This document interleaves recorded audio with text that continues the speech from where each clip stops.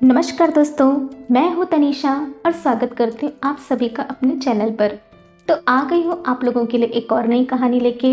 लेकिन आगे बढ़ने से पहले अगर आपको वीडियो ज़रा भी अच्छी लगती है तो प्लीज़ वीडियो को लाइक कमेंट शेयर ज़रूर कीजिएगा और नए हैं तो चैनल को सब्सक्राइब करना मत भूलिएगा। अगर आप चाहें तो मेरा व्हाट्सएप चैनल भी ज्वाइन कर सकते हैं, लिंक डिस्क्रिप्शन में है। तो चलिए बिना किसी देरी हम कहानी शुरू करते हैं। आप अपने खाने का ध्यान रखना और हाँ, दोस्तों को घर बुला के ड्रिंक मत करना। रजनी को मैंने बोल दिया है खाना बनाने को, बाहर का खाना मत खाइएगा, प्रीवी ने अर्जुन से कहा। हाँ जी मैडम, जैसा आप कहें। और ट्रेन चल पड़ी। अर्जुन जल्दी ट्रेन से उतरा। ट्रेन ने अपनी गति पकड़ ली और प्रीवी अपने मायके बेंगलोर की तरफ रवाना हो गई। शादी के पूरे 1 साल बाद प्रीवी अपने मायके जा रही थी। अर्जुन और प्रीवी की अरेंज मैरिज थी। अर्जुन ज़माने की सोच पे चलने वाला इंसान था, यानी कि आधुनिक। वहीं प्रीवी थोड़ी पुराने ख्यालों वाली थी। शराब और सिगरेट उसे रत्ती भर पसंद नहीं था, लेकिन अर्जुन से शादी के बाद जैसे उसे झटका ही लगा, क्योंकि ये दोनों ही आदत अर्जुन में थी। फिर भी प्रीवी के काफ़ी मना करने के बाद अर्जुन ने सिगरेट और शराब काफ़ी कम कर दी। दोनों ही नैनीताल में थे, ससुराल दिल्ली में, लेकिन अर्जुन की नौकरी के चलते दोनों नैनीताल में शिफ्ट हो गए। प्रीवी दिल की बुरी नहीं थी, लेकिन अर्जुन को कहीं ना कहीं अपनी आज़ादी की कमी महसूस होती। उसे वो दिन याद आता जब शादी नहीं हुई थी और वो बिना किसी टेंशन के घुमा फिरा करता था। दोस्तों के साथ लेट नाइट पार्टी उसे बहुत याद आती थी। प्रीवी ने बहुत ज़्यादा उस पर रोक टोक नहीं की थी, पर उसका शराब और सिगरेट उसे रास नहीं आता, इसलिए अक्सर उन दोनों के बीच के झगड़े की वजह बस यही होता। प्रीवी ने हमेशा उसे एक बड़े बच्चे की तरह रखा था। वो उसका पूरा ध्यान रखती थी। उसके पापा शराब के शिकार हो चुके थे और लीवर खराब होने के कारण उनकी मौत हो चुकी थी। बस यही कारण था कि प्रीवी को अर्जुन के खोने का डर सताता। वो उससे बेपनाह प्यार करती थी। प्रीवी के मायके जाने के बाद अर्जुन को वही शादी के पहले वाली फीलिंग आने लगी। उसने अपने दोस्तों को फ़ोन किया और उन्होंने घूमने का प्लान किया। अर्जुन के दोस्त उसके घर पहुंच चुके थे। खाना सब बाहर से आया था, बियर की बोतलें और सिगरेट। सब देखकर अर्जुन आज बड़ा ही खुश हो रहा था। क्या अर्जुन, आज बहुत दिनों के बाद पार्टी कर रहे हो? शादी के बाद सब बदल जाता है ना? हाँ यार विपुल, बीवी के आने के बाद सब कुछ बदल जाता है, अविनाश ने विपुल की तरफदारी करते हुए कहा। और क्या, बीवियां भी किसी हिटलर से कम नहीं होती। हर बात पर रोक टोक, ये मत करो, वो मत करो, यहाँ मत जाओ, वहाँ मत जाओ। कभी कभी ये आज़ादी बड़ी याद आती है। अर्जुन सिगरेट की कश लगाते हुए कहा। वैसे भाभी ने कितने दिनों के लिए तुझे जमानत पर रिहा किया है अर्जुन? 1 महीने के लिए। चल बढ़िया है, मेरी बीवी तो 10 दिन में ही वापस आ जाती है। काश वो भी कभी 1-2 महीने के लिए अपने मायके जाए, थोड़ा हम भी रिहाई का मज़ा लें, विपुल ने अर्जुन की तरफ देखते हुए कहा। और तीनों बियर की बोतलों के साथ व्यस्त हो गए। पार्टी करीब 2 बजे रात तक चली। सब दोस्त जा चुके थे। अर्जुन बिस्तर पर लेट गया। उसकी कब नींद लगी उसे पता भी नहीं चला। सुबह हो चुकी थी, 9 बज रहे थे। आँख मलते हुए उसने प्रीवी को चाय बनाने को कहा, पर फिर याद आया वो तो घर पर है ही नहीं। उसने खुद ही चाय बनाई। बड़ी बेस्वाद लगी उसे। भूख भी बड़ी जोरों की लगी थी उसे। रजनी का इंतज़ार कर रहा था वो। 11 बज गए थे, पर वो अभी तक नहीं आई। उसका फ़ोन लगातार स्विच ऑफ बता रहा था। अर्जुन का भूख के मारे अब बुरा हाल हो चुका था। बाहर से ऑर्डर करने का सोचा उसने, लेकिन आज उसे घर का ही कुछ खाने का मन था। उसे याद आया कि प्रीवी ने शक्करपारा बना रखा था। उसने वो डब्बा खोला। ये वही शक्करपारा था जिसे देख के अर्जुन मुँह बना लेता था। आज उसे बड़े चाव से खा रहा था। तभी फ़ोन की घंटी बजी। हेलो अर्जुन, मैं पहुंच गई हूँ। आप कैसे हैं? सब ठीक है घर पर? हाँ प्रीवी, सब ठीक है, मैं भी ठीक हूँ। रजनी आ रही है ना? अरे नहीं, मैडम का पता नहीं कहाँ रह गई वो। फ़ोन लगा रहा हूँ तब भी फ़ोन नहीं उठा रही। क्या वो नहीं आ रही? हद है, पूरे 1,500 ज़्यादा दिए उसे कि आपका खाना बना के जाया करें। आजकल की काम वाली भी ना। तुम चिंता मत करो, मैं इंतज़ाम कर लूँगा कुछ ना कुछ। अभी क्या खाएं? तुम्हारे हाथों का बना शक्करपारा बड़ा ही टेस्टी है। हैं? सही में? आपको तो वो बिल्कुल पसंद नहीं था। भूख में सब अच्छा लगता है। अच्छा चलो, मैं ऑफिस का थोड़ा काम निपटा लूँ।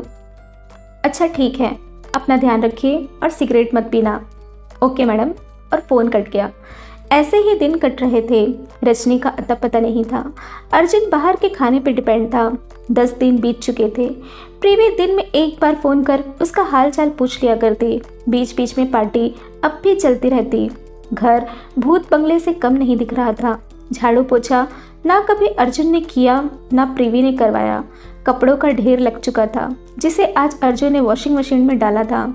जब वॉशिंग का ढक्कन उठा के देखा तो रेड शर्ट का कलर उसके वाइट शर्ट पर बैठ चुका था और भी कई कपड़ों पर उस रेड शर्ट ने अपने जलवे बिखेरे थे। अर्जुन सर पर हाथ रख के बैठा था। उसे समझ नहीं आ रहा था कि वो क्या करे। अभी तो 20 दिन और काटने थे। क्या प्रीवी को वापस आने के लिए बोलना चाहिए? अरे नहीं नहीं, वो समझेगी कि उसके बिना मैं रह नहीं सकता। फिर उसे याद आया जब एक दिन दोनों का झगड़ा हुआ था तब बड़ी शान से अर्जुन ने कहा था, तुम्हें क्या लगता है तुम्हारे बिना घर नहीं चल सकता क्या? अरे हम मर्द भी कम नहीं। अगर तुम औरतें हमारी बराबरी कर सकती हो तो हम भी कर सकते हैं। एक बात जान लो, मर्द के बिना औरत कुछ नहीं। हम मर्द तो अकेले भी रह सकते हैं। बड़ी बुरी लगी थी प्रीवी को ये बात। उसके ईगो को बहुत ठेस पहुंची थी। कुछ दिनों तक बात न करने के बाद सब कुछ पहले जैसा हो गया, पर शायद वो बात को वो भूली नहीं थी। क्या इसलिए वो 1 महीने के लिए मायके गई? अचानक से उसके मायके जाने से पहले अर्जुन खुश तो बहुत हुआ, लेकिन बाद में क्या प्रीवी ने कुछ प्लानिंग कर रखी थी? मुझे साथ लेकर भी नहीं गई, अकेले चली गई। अर्जुन के दिमाग में बहुत कुछ चल रहा था। फिर उसे लगा ठीक है, हम मर्द भी कम नहीं, रह लेंगे। ऐसे करते करते 1 हफ्ता और बीत गया। काम वाले की अभी भी कोई खोज खबर नहीं थी। प्रीवी ने आजकल अब फ़ोन करना थोड़ा कम ही कर दिया था। अर्जुन का पूरी तरह दिमाग खराब हो चुका था। खाना अब भी होटल से आ रहा था। इस बार खाने का स्वाद उसे खराब लगा, जैसे सब्जी खराब हो चुकी हो। घर की हालत पहले से और भी बदतर हो चुकी थी। अर्जुन को अब ना पार्टी, न बियर और न सिगरेट और ना ही बाहर का खाना रास आ रहा था। उसे अब प्रीवी की बहुत याद आ रही थी। रात हो चुकी थी। अर्जुन सो चुका था। सुबह अचानक उसे पेट में बहुत दर्द हुआ। वो कराह रहा था। उल्टी भी बहुत हुई। बार बार टॉयलेट जा रहा था। उसे बुखार भी चढ़ रहा था। उसे समझ नहीं आ रहा था कि वो क्या करे। उसने तुरंत ही अविनाश और विपुल को फ़ोन किया, लेकिन दोनों ने ही फ़ोन नहीं उठाया। कुछ देर बाद जब विपुल का फ़ोन आया तो उसने कहा कि वो ऑफिस में है और अभी नहीं आ सकता, खुद हॉस्पिटल चला जाए। शाम को टाइम मिला तो वो अर्जुन को देखने आ जाएगा। उसे जैसे विपुल की बात से झटका लगा। अर्जुन की तबीयत खराब होते जा रही थी। जिन दोस्तों को वो अपने घर की फैमिली की तरह मानता था वो उस समय गायब थे जब उसे सबसे ज़्यादा ज़रूरत थी। तभी दरवाजे की घंटी बजी। सामने देखा तो प्रीवी खड़ी थी। उसे देखते ही वो उसके गले लग गया। अर्जुन का शरीर बुखार से तप रहा था। प्रीवी ने बिना देर किए तुरंत उसे हॉस्पिटल लेके गई। डॉक्टर ने फूड पॉइजनिंग बताया। अर्जुन को 1 दिन के लिए एडमिट रखा। उस दौरान प्रीवी ने एक पल के लिए भी उसे अकेला नहीं छोड़ा। अकेले कभी मेडिकल जाती, कभी डॉक्टर के पास। दौड़ दौड़ कर वो अर्जुन के लिए दवाई ले आती। अर्जुन पहले से ठीक महसूस कर रहा था। डॉक्टर ने घर जाने की परमिशन भी दे दी। दोनों ही घर वापस आ गए। अर्जुन को बेड पर लिटाकर उसने पूरा घर व्यवस्थित किया। अर्जुन के लिए खिचड़ी बनाकर लाई। अर्जुन ने बड़े चाव से वो खिचड़ी खाई। दोनों चुप थे। प्रीवी अर्जुन का हाथ पकड़ के बैठी थी, जैसे एक खोने का डर था उसके मन में। तुम अचानक कैसे? बताया भी नहीं कि तुम आ रही हो। मन नहीं लग रहा था आपके बिना। घर पर मैं अच्छे से रह भी नहीं पा रही थी। पर तुम 1 साल के बाद मायके गई थी। हाँ, 1 साल बाद आपको छोड़कर भी तो गई थी। ऐसा लग रहा था पता नहीं कैसे मैनेज कर रहे होगे। सच कहूँ तो मैं बस 1 हफ्ते के लिए जाना चाहती थी, पर मुझे लगा कि मैं थोड़ी आज़ादी दूँ आपको। शायद मैंने कुछ ज़्यादा ही परेशान किया है। प्रीवी, सच कहूँ तो तुमने मुझे कभी परेशान नहीं, मुझे सहेज कर रखा था जैसे माँ रखती थी। लेकिन मैं ही बेवकूफ़ था, शायद इस प्यार को समझ नहीं पाया। तुम्हारे जाने के बाद बहुत सबक सीखे मैंने। सबसे बड़ा सबक ये था कि आदमी औरत के बिना कुछ भी नहीं। मैं तुम्हारे बिना कुछ भी नहीं हूँ।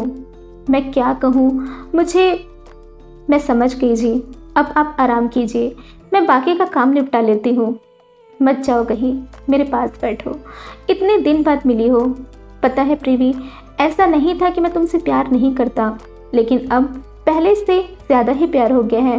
अर्जुन ने प्रीवी का हाथ पकड़ते हुए कहा, मैं भी आपसे बहुत प्यार करती हूँ, बहुत ज़्यादा। अब मुझे जाने दीजिए, रजनी तो आई नहीं, घर का काम मुझे ही करना है। अच्छा धोखा देते हैं ये लोग भी, कहते हुए प्रीवी किचन की तरफ चली गई। अच्छा सुनती हो, इस बार तुम्हारे मायके मैं भी जाऊंगा, अकेले तो बिल्कुल नहीं रहूंगा। तुम्हारे हाथ की खिचड़ी और शक्करपारा लाख गुना अच्छा है होटल के खाने से। अर्जुन हंसते हुए कंबल खींचकर सो गया। तो दोस्तों, ये थी मेरी कहानी। उम्मीद करती हूँ आपको ये कहानी अच्छी लगी होगी। अगर अच्छी लगी हो तो प्लीज़ मुझे कमेंट में ज़रूर बताइएगा। तो चलिए, मिलती हूँ मैं आपसे अगली कहानी में। अपना ध्यान रखिएगा। Take care.